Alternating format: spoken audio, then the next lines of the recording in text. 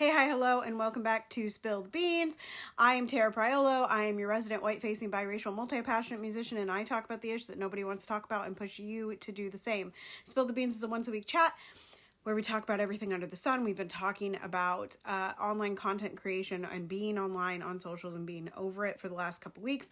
Last week we talked about perfectionism. Today is going to be perfectionism part 2, which today will absolutely be the last day that I'm talking about that, because to solve your own perfectionism, you have to actually do the work. So no matter how many tips or no matter how many times that I talk about it and tell you the reasons why perfectionism is ingrained in us and who gives it to us, you have to do the work. And that is the whole point.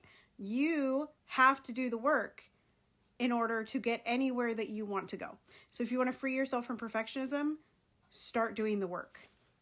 The things I do for love, y'all. The things I do for love. My back is going to kill after this, which is why it's going to be a quick one. Okay, so let's talk about the conditions that we place on ourselves to create.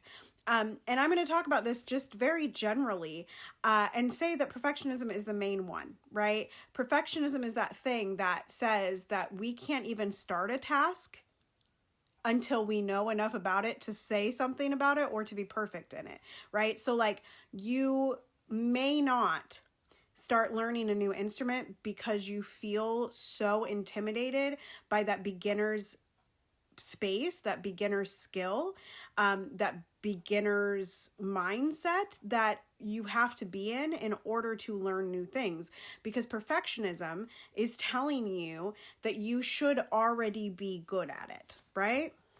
And yes, of course, I acknowledge that school and our society and white supremacy and capitalism are the reasons that perfectionism even exists, or that we live in that mindset before we reach for the experimental beginner's mindset. But I super encourage you to, if you're a teacher, watch the kids that you teach. If you're a parent, watch your kids. If you're a person that goes to the park, watch how kids learn. It is beginning an experimental mindset prior to perfectionism, right? Prior to that installation of perfectionism. And since that was there first, it means that we can unlearn the second way. But only you can do that for yourself.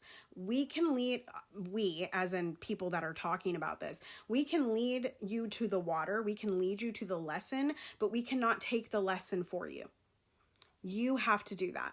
And I know I'm going hard on that tonight, but it is simply because that's the only way you're going to get better. Okay, so I'm going to give you a couple exercises, a couple things to journal about, or a couple things to try out, okay? So number 1 is answer that first question I asked. What conditions are you placing in front of your creation? And seriously journal about that one. Then run down a list. What is the worst that can happen if it's not perfect? What is the worst that can happen if it's not perfect? And then what is the worst that can happen if someone notices that it's not perfect? And then do the opposite. What's the best that can happen if it's not perfect? What's the best that can happen if someone notices it's not perfect? And who would you be without perfectionism? I hope that resonates with you. If it don't, let me know in the box, child. Anyway, that's all for Spill the Beans. Continue to be anti-racist, be safe.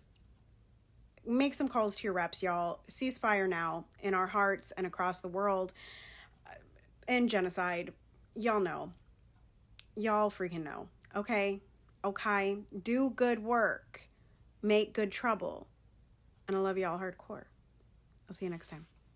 Bye-bye.